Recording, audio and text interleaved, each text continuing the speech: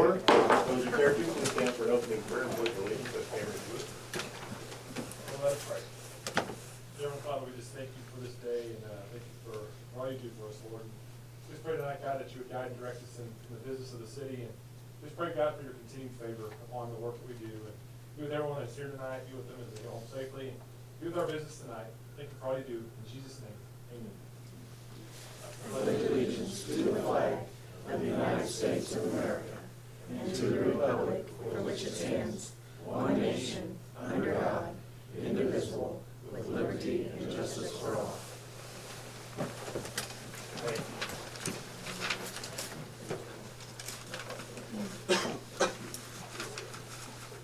A fairly short agenda tonight. Should get pretty quick.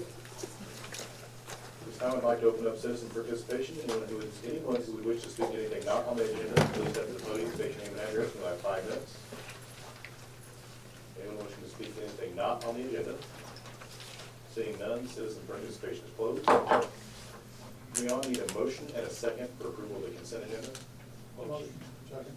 Have a motion and a second. All in favor say aye. Aye. Opposed? Any abstentions?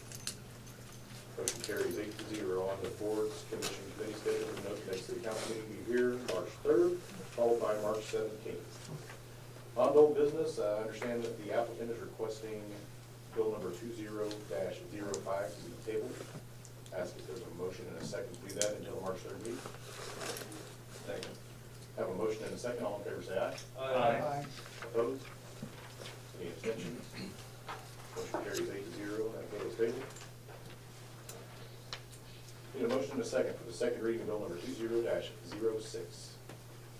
Motion. Have a motion and a second. All in favor say aye. Aye. Opposed? Any abstentions? Motion carries 8-0. Ms. Laura? The ordinance of the City Council of the City of Republic, Missouri authorizing the execution of an intergovernmental agreement with the Office of State Court Administrator for the implementation of the Show-Me Courts Court Automation Software. Thank you. We had an overview from Mr. Keeling and Judge Ricketts in the last meeting. Do we have any questions for Mr. Keeling before we move on to roll call vote? Okay. I need a motion and a second for final passage of bill number 20-06. Motion. Second. Have a motion and a second. Any questions? Roll call vote. Councilmember Wilson. Aye. Councilmember Bashir. Aye. Councilmember Jones. Aye. Councilmember Franklin. Aye. Councilmember Self. Aye. Councilmember Cool. Aye. Councilmember Duncan. Aye. Councilmember Russell. Aye. Carries 8-0. On to new business, I need a motion and a second for the first reading of bill number 20-07. Have a motion and a second. All in favor say aye. Aye. Opposed? Any abstentions? Motion carries 8-0. Laura? The ordinance of the City Council of the City of Republic, Missouri, amending the municipal code of the City of Republic, Missouri by amending Title VII Utilities, Chapter 705, Administration, Article 1, Utility Billing Administration regarding utilities outside the city limits. Thank you, Mr. Nelson. Thank you. The way the ordinance was, or is written currently, for a customer outside the city limits, we would require a consent to annex before we would provide them utility service. And with that consent to annex, they would also get utility rates at the same rate as a citizen within the city limits. The change to the ordinance would remove that change to regular rates with the consent to annex, and we would upcharge 50% until they did actually execute that annexation. The reason I think it's important to capture that is they're utilizing capacity that our citizens pay for. So in order to maintain that infrastructure and provide for additional capacity, I think we need to recapture that additional charge through those users. Thank you. Question, comments, or concerns from the council? Ms. Laura? Yeah, we have a few houses that are in the city limits, but they're not in the city, they're in Green County. Will that affect them? No, anybody that had signed that consent for annexation prior to, they're still, or they're hooked up now and given at the rates, the current rates that we have in the city, they're still gonna have that. This is going forward from the approval of this ordinance.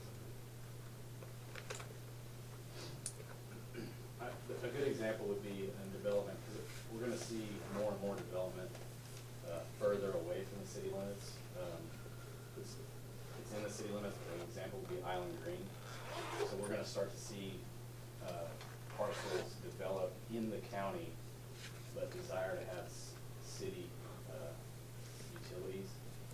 I hate to say city utilities, but it sounds like city utilities, but republic utilities in their development in order to do development that they want to. In that situation, we might have a long stretch of public infrastructure that we will utilize over time, but in the meantime, until we can get out and actually annex them when they're compact and contiguous, then we're kind of just hung out there with all that infrastructure. And all of our other ratepayers that are in the city are paying for that infrastructure. I don't quite understand, because these houses, they're in the city, but they're in Greene County. They don't belong to the city, but they're gonna get the city rates anyway. If they're hooked up now to our utilities, then yes. Okay. That was because of a change in 2012, I believe, to our ordinance. So this is going back prior to 2012. Those houses you're referring to under our current ordinance, they are allowed to stay at that current rate, which they're already receiving now, as long as there's a voluntary consent to annex on file. I don't know if there is, If there wasn't, I mean, that would be something we could deal with on an individual basis. I can't think of any off the top of my head that wouldn't have had that in place. I know there's several islands, if you wanna call it that, in the county that are actually in the city, but I can't think of many that would come to mind that wouldn't have that in place. Any other questions, comments, or concerns from council? Seeing nothing, if you have anything coming out of the next meeting, please get with Mr. Nelson. Thank you. Need a motion and a second for the first reading of bill number 20-08. Motion. Have a motion and a second, all in favor say aye. Aye. Opposed? Any abstentions? Motion carries 8-0, Ms. Laura. An ordinance of the City Council of the City of Republic, Missouri, amending the municipal code of the City of Republic, Missouri by amending Title III Traffic Code, Chapter 305, Traffic Administration regarding prohibited parking. Thank you, Mr. Isom. Thank you, Mr. Mayor. The city has received numerous complaints from citizens about people parking in front of their mailbox. The reason that's important is when somebody parks in front of their mailbox, you're not able to receive your United States mail. This has happened to individual mailboxes, clusters of mailboxes, and even distribution mailboxes affecting 20-plus citizens within inside the city. The city has tried to educate citizens on this to try to get them to voluntarily use their vehicles so these citizens can receive their mail. However, in some cases, that has failed. While reviewing our ordinances, I saw that our ordinance lacked the language in there that prohibits parking in front of or within 6 to 10 feet of a United States mailbox. That is a common ordinance that most cities have, but for some reason we do not have that in our ordinances. We received one such citizen who is also not able to receive her medication because this individual keeps on parking in front of her mailbox, and her medication comes through United States Postal Mail. What this does is allows us to do what we normally do on a nuisance type case. First, we educate the person. Well, first it's a complaint type system. We don't just go out and ticket individuals to it. We try to educate them and let them know about it after we receive a complaint from somebody who's concerned and who's directly affected by it. However, if that does not work, then now we have the opportunity, if this ordinance passes, to actually ticket that individual and cite them in the municipal court for that violation. This also clears up another thing in our ordinances by adding it to requirement that there's no signs or marking, that those do not need to be required in order for us to enforce any provision of this section of our no parking ordinance. Okay, any questions, comments, or concerns from the council? Yes, Mr. Mayor, just a different question. What is the penalty for the parking ticket? The penalty is still going to be under 110-220, which is going to be a fine or imprisonment. However, it never leads to that. It's like I said, it's a nuisance type issue, and I can tell you, being the prosecutor, we work with the individual to solve those issues.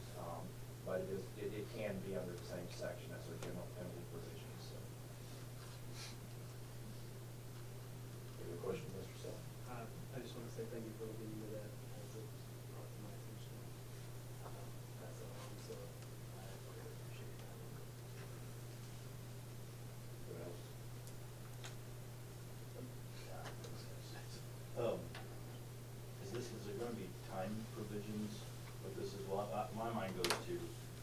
someone's having a gathering at their house at 8 o'clock on Sunday night. U.S. Mail's not delivering at 8 o'clock on Sunday night. And somebody calls and wants them to come out. And it happens at a few different times. And then at which point is it gonna be strictly at the discretion of the officer, the code enforcement, or how is that played out? That's correct. Yeah, it will be a complaint type system and an education type system. However, if somebody's being unreasonable, where somebody's parked in front of their mailbox at 8 o'clock at night and there's no United States mail coming, I would anticipate the police department would not issue a citation, but would educate that person, hey, please make sure your vehicle's not parked here during the day when normal United States mail is delivered. Also, myself as the prosecutor, I would have the discretion on that activity too. If I see something in the example that you're talking about, I very likely would not file that ticket. So there is some discretion, however, putting some time limits in there might be a little bit difficult, because, you know, some of us have seen United States mail be delivered at 6, 7 o'clock at night before.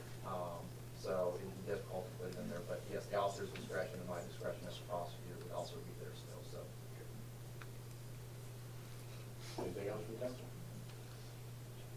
Okay, seeing nothing, if you have anything between now and then, please, next meeting, please get with Mr. Rice. Thank you.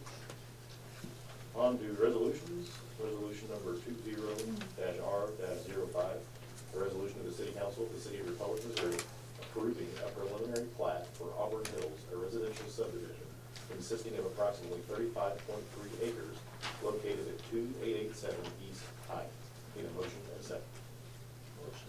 Second. A motion and a second. Thank you, Mayor. The preliminary plat for Auburn Hills consists of 120 residential lots. There's a high-density, single-family residential situated on 35.3 acres. The preliminary plat has been reviewed by the city's technical review team for compliance with the requirements of Chapter 410 of the Municipal Code and all other applicable city-adopted codes and regulations. The plat itself proposes 3 new local street connections to East Hines and a connection to Bradford Street in the Liberty Place subdivision. New streets and sidewalks will include approximately 6,226 feet dedicated to the city during the final platting process. The design of streets, sidewalks, water and sanitary sewer systems, along with stormwater, will be reviewed and permitted during infrastructure permitting. Staff and the Planning and Zoning Commission have reviewed the preliminary plat and we are recommending approval. Okay, questions, comments, concerns, or discussion from the council?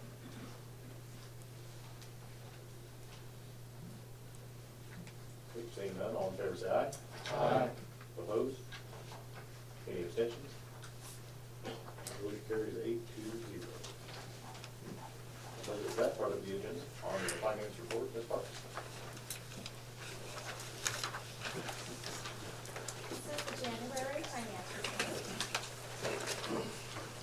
Underneath the sales tax received, I have news that we've had 2 months consistently the same, not going up and down. So that means we are at 14.19% over previous year to date. So this month, we actually, you can see from our spreadsheet, our sales receipts were at 12.8%. So, fingers crossed, going forward. I still project though, because our sales receipts in the past have gone up and down, that we will stabilize by the end and get to our projections. So, underneath the cash report, we have, we started off the year very strong. We did get our property tax deposit in from the real estate property tax from Greene County. And we know we get that mostly at the beginning of the year. So our unrestricted cash balance for the general fund is $3,389,505. The other funds, their unrestricted cash balances have all come back up as well. So at the end of the year, the Parks and Recreation cash was a little bit lower, but it is now back up to $667,925 because they got their real estate property tax deposit as well. We're starting out on the January, the budget to actual report. Where we should be for this time in the year, it's 8.33%. You'll see that if you look at the general fund on the summary sheet, that we're at 17.9% of revenue, so 1,317,876. Our expenditures are only 676,768, so only 8.35, so we're right on target for expenditures on the general fund. Underneath, all the other departments are right on track for this time of year, but the wastewater fund, I will highlight that on transfers, they're at 41% because we paid off that 1999 A series bond. We were able to transfer up the unrestricted cash to cover budgetary transfers. The only other fund that I'll highlight is the CIS fund. The expenses are $152,405, so we're at 15.63%. But the animal control facility will be completed hopefully by April. So we anticipated a lot of expense coming up with that. I have also included the fund balance reports and the balance sheets, so you can see that our fund is balanced. At the very end, I have included the revised final December 2019 reports for you to see, because as you will recall, in our January meeting, we had a report issue where it didn't show the budget amended amount in the final budget amendment. So I have put this in here so you can see that our reports were correct. And we have also made the year-end journal entries. So that is all I have at this time. If there's any questions?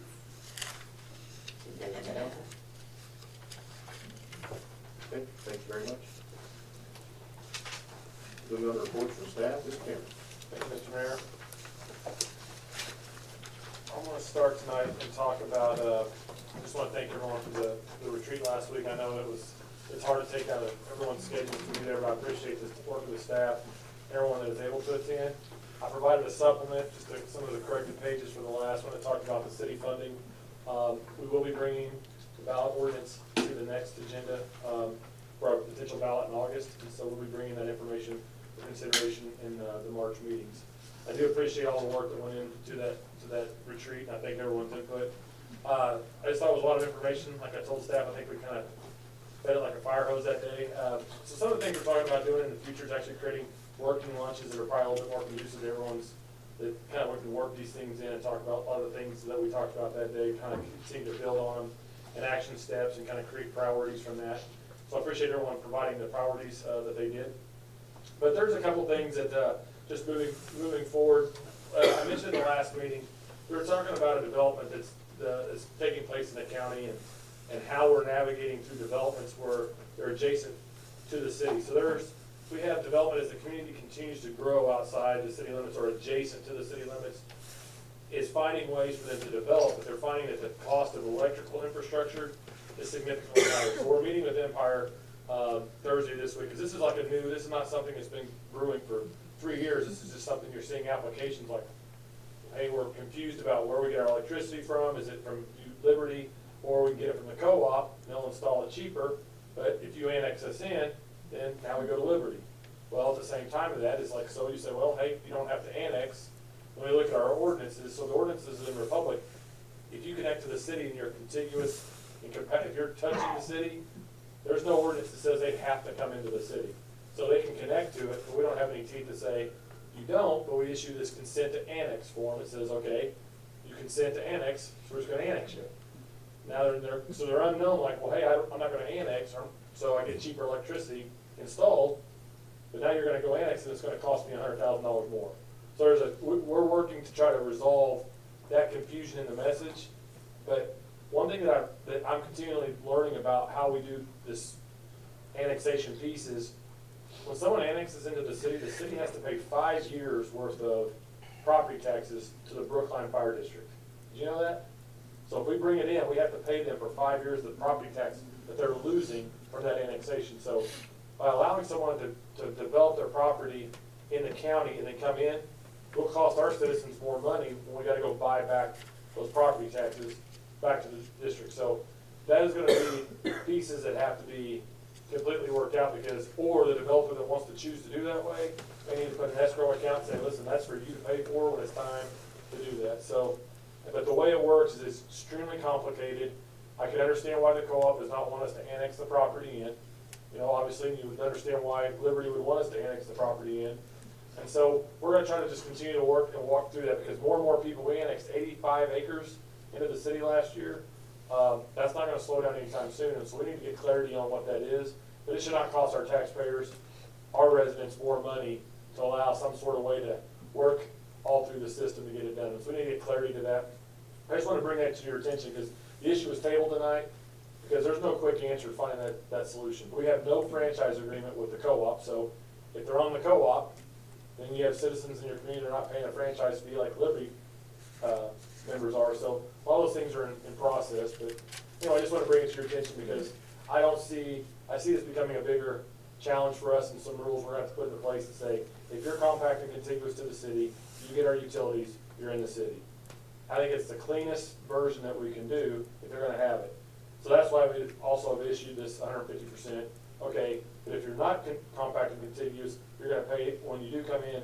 So it kind of gives them some compelling reasons why they want to come into this city as well. So, but we are meeting with Liberty this week. We are going to be talking about just what this process is and why there's confusion with the developers, and trying to get that cleared up, because they look to the city saying, hey, we've got all our development done, and now we're down to this point. Now granted, I would like for them to know where their electricity is coming from first, but you get into these places where they have 3 different potential providers, and they're going, hey, can I use them? And we're saying, no, you can't, because you're in the city. Well, what if I wouldn't have annexed into the city? You should have told me that. Well, you're conflicted, because if we can't play that game. So anyway, that's kind of the challenge that we're working through. That, you know, we're growing and still moving, and this is a growing pain. Some of our ordinances that need to be cleaned up and have a little more teeth to them when it comes to annexation. Because if we're providing utilities and it's accessible, it needs to be in the city. So it's kind of that simple. But I did not realize that we could not force them to annex. So, but at the same time, as we require them to consent to annex, and so we could just say, okay, your consent, now you're annexed. So I don't want to work that way with development, so we're going to have to continue to work through that. So anyway, there's a few things that are working through the House and the Senate and the legislature at that time of year. One of the things that is important, I know for us as a community, is transportation. So I mentioned last year we passed a resolution back in February, I think about a year ago right now. We sent this council sent a resolution to the Missouri Highway Transportation Commission opposing some changes in the funding formula. Well, we're starting to see what those impacts are going to be. I think there's $25 million for the region in 2023 or 2022, and in 2023 there's $23 million, and it drops to $4 million. And then if there's no transportation funding in, $4 million. If you think about 174 and 60, the intersection they're going to improve, you're talking about $2.5 million just to improve that one. If there's only $4 million for a whole OTO region, that's a challenge. So there is some legislation talking about a 2-cent fuel tax increase. There's always bills about fuel taxes in the legislature, but those are some things that we're watching. Also, they're trying to change or lower franchise fees on cable television, things like that. Just things we're continuously watching in the legislature that are taking place. PDMP is back there to pass the House, so I know that's something that's been heard before this council. So we're watching what's going on in the legislature, as we should, and just I think you're going really well. So that's all I have. Thank you. Thank you, sir. Anything from the council? Yes, I have something. Mr. Shears. We just passed an ordinance tonight involving cars, where cars can park, in this case, in front of mailboxes.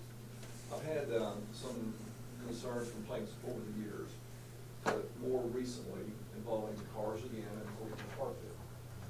And mainly it's parking in yards. Scott, please correct me if I misquoted the ordinance. Well, I believe the current ordinance states that if we have cars, or if you have cars, or a citizen has cars, parked in yard that's inoperable, and you wheels off just inoperable, that can happen. And as a result of our ordinances, we can require the citizen to remove that car from the property. Have I hit it pretty close? Yes. Okay. There are situations in Republic, one that comes to mind. The other day I went by there and I had rental property in that area, do not own that anymore. 16 cars in the front yard, along with a full long RV trailer behind, numerous stacks of 4 tires all over the place. And that was just in the front and side yard. There's also a backyard that has a fence. You can see through it.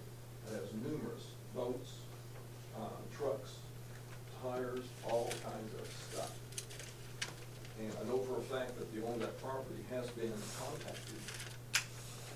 there's a concern about it, but the problem is, there is no ordinance that would require that person to clean up that property. So right now, and I know it's a sticky situation, when a person owns property and they feel like they can do anything with it, there's freedom to do anything with my property that I want to.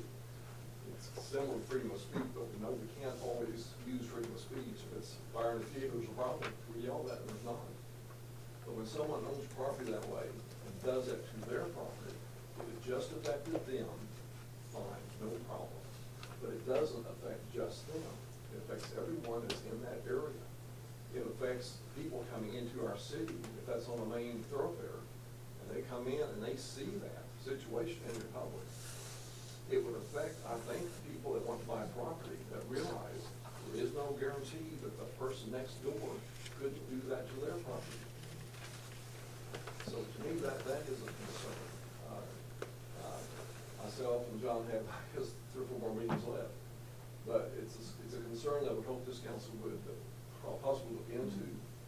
I know it's a sticky situation, but at the same time, for someone living in those areas, it's a real problem. Well, and you have an opportunity to basically sponsor an ordinance with Mr. Ison's help in writing that, if that's what you'd like to. We can present it to the council on it. Would it be fair to even ask council how they feel about it? Well, I don't think we can put it on the agenda because of the sunshine law, yes, because we didn't give the advance notice that we were gonna discuss it. Is that right? That's correct. However, any other council member who wishes during this time to speak about that is free to speak about that, but no vote or anything can be taken. So the reason that's an issue is because all of those vehicles are operable? What's that? So the reason that he's, Yes. okay, so the reason we're able to do that is because all of them are operable. So they don't have to have license plates. Interesting. That's cool. While we're cleaning up yards, and I agree with that fully, I think we ought to clean up Main Street. Talking about people coming into town, and they drive down Main Street and see some of the things that they see, starting all the way down to 60 through town. It's pretty shameful. Okay. Anything else from the council? No, seeing nothing. Okay, we are adjourned.